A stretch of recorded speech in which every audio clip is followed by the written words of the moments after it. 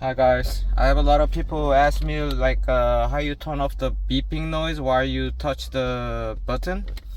So I'll show you how to do it. Press the knob, go to set sound, turn it. No, actually go to general, beeping noise set, and then off. See, it doesn't make no more beeping noise. Thank you for watching.